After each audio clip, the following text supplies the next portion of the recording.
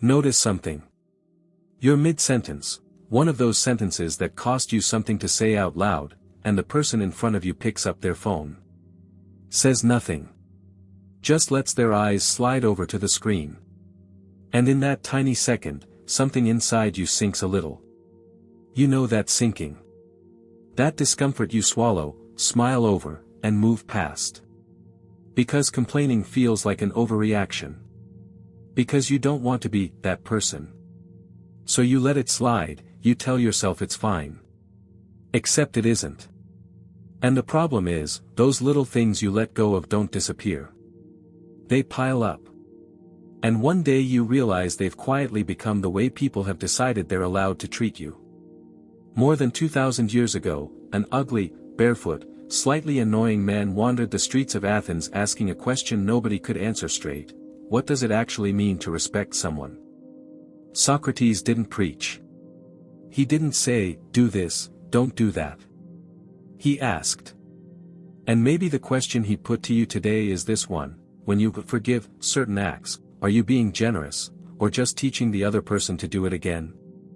I'm going to show you 5 acts of disrespect that seem small but rot you from the inside without making a sound. And the 5th one almost nobody catches, because it arrives disguised as kindness. But before you go off hating half the world, hold on to this: at the very end, Socrates flips the table. And what he does with the word forgive might be far more uncomfortable than you expect. The first act is the person who interrupts you. Every time you start to say something and they're already talking over you, finishing your sentence the wrong way, or just switching the subject as if you weren't speaking at all. Sounds like a detail. But what's at stake here isn't the interrupted sentence, it's the message underneath it: what you think isn't worth the time it takes me to listen. Socrates spent his whole life doing the opposite. His method was to listen all the way through, take seriously what the other person said, and only then ask. He believed there was a truth inside anyone, waiting to be pulled out. So think about it: if a philosopher stopped to hear out a stranger in the marketplace, why do you accept being silenced by someone who claims to care about you? The second is the person who only remembers you when they need something. The message lands after months of silence, and it already comes with a request. The favor, the help, the introduction. You come through, of course. And when you need them back? Gone. The disrespect here is more subtle, because it comes wrapped in affection. The person doesn't treat you like a human, they treat you like a resource. And Socrates had a sharp way of testing this. He'd say, in essence, that you don't know someone by what they say, but by what they do when they need nothing from you.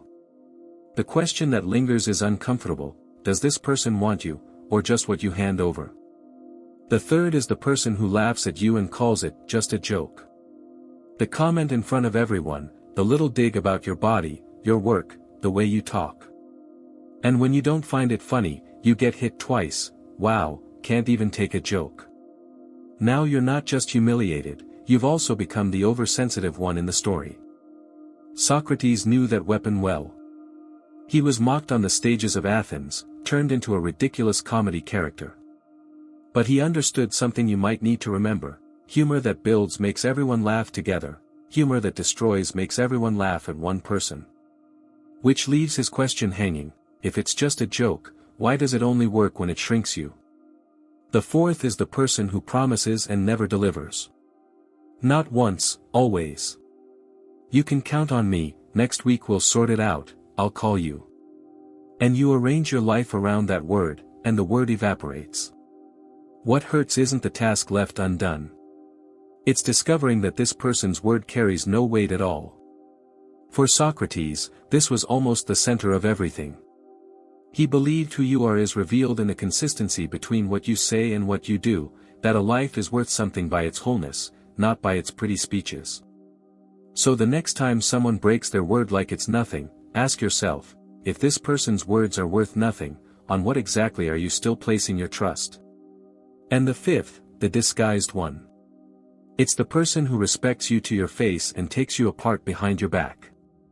Smiles, compliments, hugs you, then spills your secrets in a circle of people, criticizes you to others, plants a little something here and there.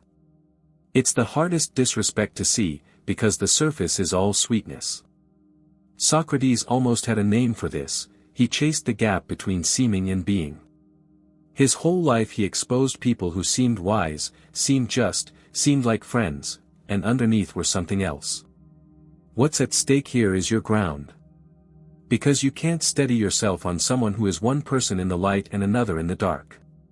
Here's the twist, the fake one doesn't wound you only by what they do. They wound you by making you doubt what you saw with your own eyes. Now pay attention, because this is where Socrates flips the table. He had an idea that sounds absurd at first: nobody does wrong on purpose. To him, anyone who acts badly acts out of ignorance. They don't see the damage they cause, they don't know their own poison. And he went further still. He said it's better to suffer an injustice than to commit one. Because the person who disrespects carries that disrespect inside their own soul. The one who interrupts you, uses you, shrinks you, that person lives with it 24 hours a day. You only live with it for the minutes they're near you. So look at what happens to the word forgive. You opened this video thinking you'd leave with 5 reasons to close off your heart. But the Socratic question isn't, should I forgive this person? The question is, what do these acts reveal about what you've been accepting? Real forgiveness was never about pretending it didn't happen. It was never about lying to yourself that you're fine. And carrying hatred isn't strength either, it's just a chain you lock around yourself while the other person walks on. So there is, in fact, one thing you should never forgive. But maybe it isn't the other person. It's the moment you started treating your own dignity as something negotiable. The instant you looked at one of these 5 acts and said, let it go, it doesn't matter, knowing, deep down, that it did. Socrates won't tell you what to do with each of these people. That's not his style. He'd just fix you with that uncomfortable stare of someone who already knows the answer and is waiting for you to arrive at it yourself, and ask one last thing before walking off barefoot. Of all the disrespects you listed in your head today, which of them have you already committed against yourself?